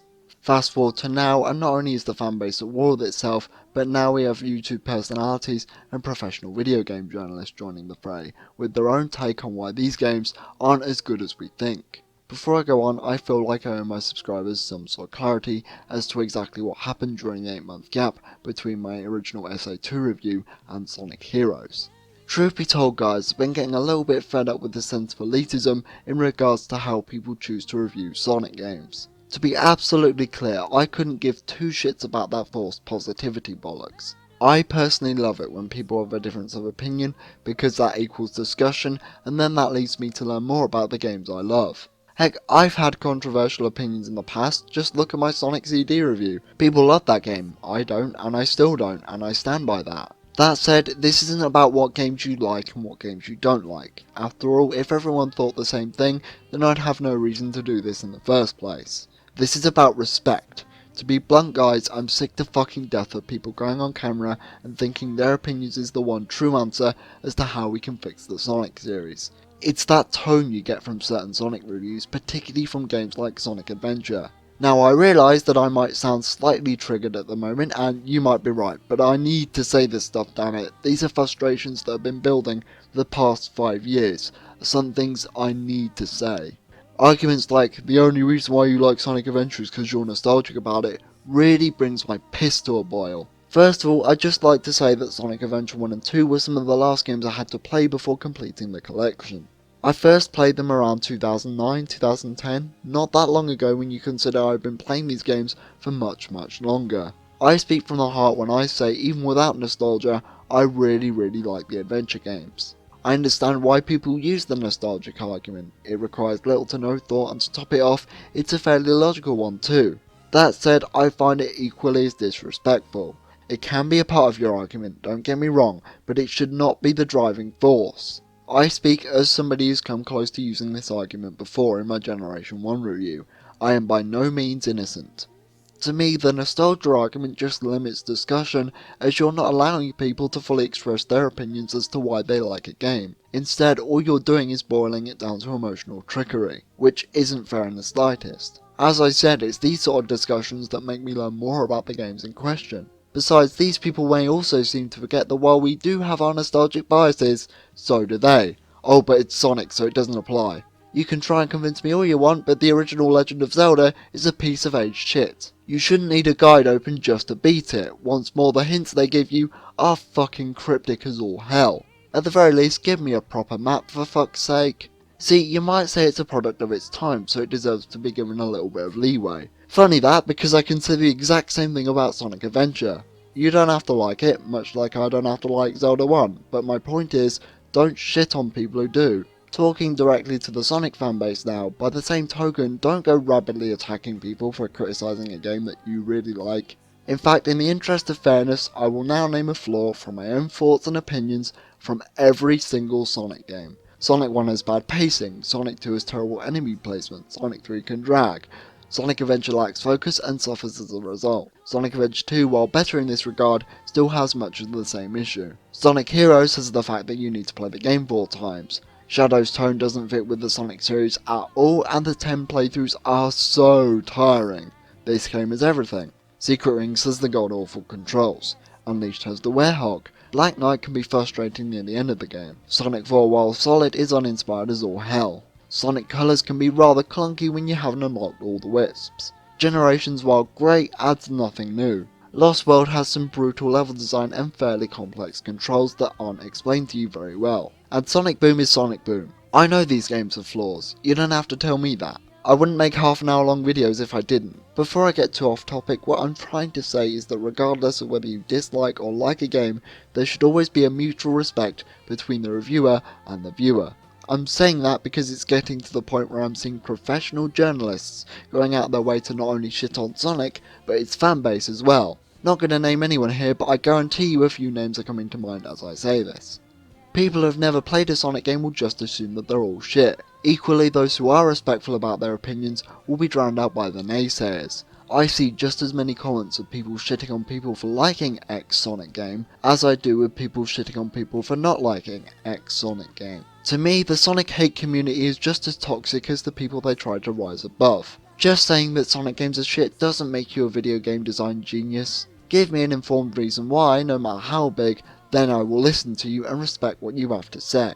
In fact, if you go out of your way to make a video going point by point as to why these games aren't as good as I think they are, then hell yeah, I'll watch that. As I said before, those are the types of videos that I love watching the most because I find them really interesting and informative. If you have made or know of a video like that, then please send it to me because I'd really love to watch it. That's why I like making these reviews as long as I do. Do I have to spend 20 minutes talking about Shadow the Hedgehog's story? No, but I do so because I want to convey to my viewers that I'm really passionate about the things I talk about. That the games that I pick to review are special in their own way to me. The problem with a lot of Sonic reviews nowadays is that it all seems rather forced. Almost as if people are talking about a Sonic game just to cash in on trends.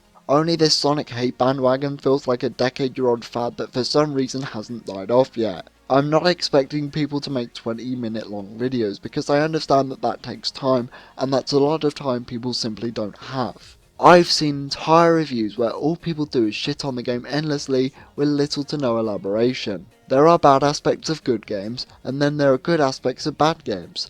Regardless of whether you like the game you're reviewing, it's always important to highlight the good and the bad, because you never know who's listening in. I'm highlighting bigger YouTubers in particular because they have much more power to persuade people than your average YouTube commenter. You may think they don't, but they do in this case. When you reach a certain level of respect on YouTube, you have to be careful as to how you express your opinions, because die-hard fans will take everything you say for granted.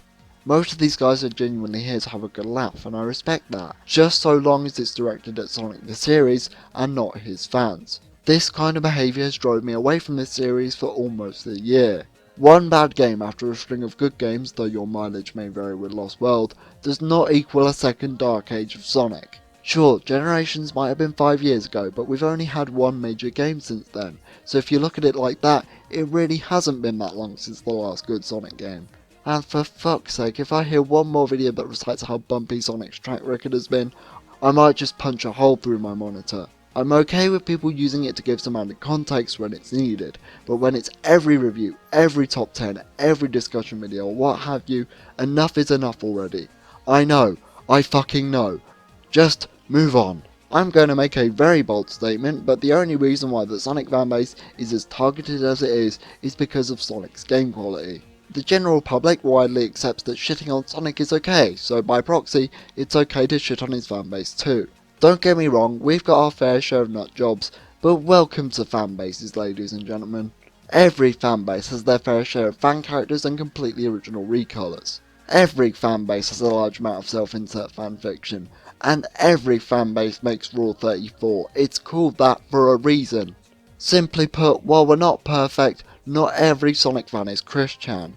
In fact, most of them aren't, as a matter of fact. You may laugh at them, but as somebody who's been in this fanbase for 13 years, I can say that when you put them to the test, they can produce some really good stuff. The pinnacle of this being Sonic Mania, an official Sonic game made by the fans, for the fans. At least Sega respects us enough to let us show our support for the franchises we care about, unlike a certain other company I know. All this started because of one stupid fucking game. I blame the state of Sonic's reputation on 06. While Sonic Boom may have been bad, it merely carried on the drama that Sonic 06 started many years ago. Rise of Lyric, as bad as it was, wasn't hyped to hell by Sega, nor was it supposed to represent something substantial like the 15th anniversary. When I was initially writing this script, I just kept getting angrier and angrier and angrier to the point where I just stopped. I couldn't finish it, nor did I want to finish it. This was around early last year, and at this point I'd already put up with the Sonic Boom jokes and all the shit talking. It took me 3 redrafts to get a script for my Sonic Heroes review that I actually liked, before I was shitting on the game despite the fact that I actually love Sonic Heroes. In the end I reasoned with myself and just went out and said what I thought, regardless of the widely accepted viewpoint. If being a game critic means I have to turn my back on the games that deep down I know I love, then I lose sight of why I like doing this in the first place. Before that though, I was almost about to drop out the Sonic series, and by extension cancel this retrospective. I had a lot of thoughts going on in my head at this point, whether it be college, my non-existent social life, and all the medical bullshit. I didn't have time for Sonic anymore, especially when being a Sonic fan is frowned upon nowadays. During those 8 months, the only Sonic related thing I did was listen to the soundtracks. I didn't play the games, I didn't keep up with the Sonic Boom episodes, I didn't read the comics, I didn't even participate in fan discussion. I'd had enough. Coupled with the fact that there hadn't been a major Sonic release since 2013, I really didn't have a reason to keep defending the series anymore. I had several other games to play and projects to work on. I went from learning everything about the series to just not giving a shit. All this over 2 games that people can't just move away from. Now, I don't want this video to be a depressed fest or an excuse to vent my frustrations. I'm really sorry for my tone in this video so far, but I need you to understand just how this game makes me feel. Lately though, my appreciation for this franchise has come back in full force. Thanks to Sonic Boom Fire and Ice turning out okay, the announcement of Mania and Project Sonic 2017, but most importantly, my newly formed friendships. After my Shadow collab with TCS Gaming, I went back and played all these games again. It's at this point I was reminded of why I love this series. Sonic games aren't perfect, none of them are, but the thing about Sonic as a series for me is that you have to learn to take the good with the bad. Sure, you've got games like 06 or Boom, but don't let that deter you from trying Sonic at least once. You might hate it, but on the flip side, you might like it. It might even be one of the best game series you'll ever play. You never know until you try it. Games like Sonic 2 and 3, the adventure games, Unleashed, Colors and Generations are all on my personal recommendations list for anyone who's yet to play a Sonic game. And hey, why stop there? Sonic's got some great spin-offs too. May I recommend the Advanced Rush or the All-Star Racing games? The way I could sum up Sonic as a franchise to a newcomer is this: high highs and low lows. For every marble, there's a starlight. For every mad space, there's a city escape. For every planet wisp, there's a rooftop run. It can't be good all the time, but the moments that do stand out far surpass any game I've ever played. If I could talk directly to the fanbase for a second, you guys need to stop splitting yourself into teams. Yes, we all come from different eras of the franchise, and yes, we all love Sonic for different reasons, but at the end of the day, we are united by one thing: our love for this blue bastard. And that's all that should matter. I don't see our divided opinions as a negative. If anything, it shows that Sonic as a series has something for everyone, and that can only be a good thing. If we really want to start improving Sonic for the better, we need to start talking as a collective group about aspects that we all like. Not over-glorifying the era we started with, and I'm talking to all sides of the Sonic circle as I say this. Yes, even the classics have their faults. People like to shit on Sonic Adventure for not aging well, yet Sonic 1 always seems to get a free pass. Sonic 1 is alright in my book, but as a game that's centered around speed as a selling point, it's certainly lacking. Sonic Adventure 1 and 2 are games that lack focus or polish. I will agree that not every character hits a home run with me. That said, try not to forget that a certain plumber was also trying to be a bit experimental with his first 3D outing as well. Heck, if you want my honest opinion, I'd argue that Sonic Adventure stayed more true to its 2D roots than Super Mario 64. Want another controversial opinion? I don't think Sonic Colors is an A+ game. It's certainly a good game, but it does have a few issues that keep me from liking it more than I want to. But we'll get there. Stuff like going through loops, being chased by boulders, or playing as multiple characters are all stuff we enjoy to a certain extent. I am not a classic Sonic fan. I am not a Dreamcast Sonic fan. I am not even a modern Sonic fan. I am a Sonic fan. I could go on and on as to why I love the Sonic series. Say what you will about the Sonic cast, but they have personality to burn. I've always loved Sonic as a kid because of his positive, never give up attitude. Not just that, but he's a badass when he wants to be. He may be smug, but at least he can back it up. Sonic Unleashed might be a heated topic for a lot of people, but I don't care what anybody says. That intro is one of the most visually impressive things I've ever seen in a video game. In fact, ever for that matter. I love all the little set pieces and quirks that makes a Sonic level a Sonic level. That part in Sea Escape where you're mowed down by the gun truck has always been a favourite of mine, and it gets so much crazier in Generations. But most importantly, I love sharing my appreciation for this series with all of you. YouTube is great mainly because I don't get many opportunities to express myself in real life. When I make a new video, it's so refreshing to see people put forth their thoughts and opinions as to why they dislike or like something. Which is why it saddens me that everyone has resorted to this bandwagon of hate. I promise that I'll never go on a rant like this ever again. I've vented out my frustrations. I'm done. Instead, I'm going to continue what I love to do most. Talk about games and provide you guys with an honest and insightful look at the games I review. Sonic 06 may have been a game that's been beaten to death several times over at this point, but I think it's a tale that's worth retelling. Sonic 06, as fun as it is to mess around in, is not a game I'd recommend you spend your time and money on. If you happen to know somebody who has it, then by all means break it to your heart's content. I'm really looking forward to see what this series has to offer my channel this year. Not only is Sonic Mania in the 2017 game coming out, but on the retrospective front, we're coming up to some of the best titles in the series. It's finally time we move on from 06. Not forget, but move on. Sega and Sonic Team have, and if what we're seeing is any indication, it looks like it's going to be a fantastic year for the Blue Blur. A long time no see, Sonic. Glad to have you back. To all my subscribers and my friends that have helped me get back into this series, I cannot thank you enough.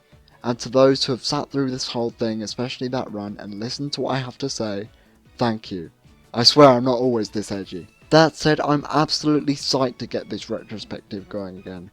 I can't wait to see what game's coming up next. Oh motherfucker.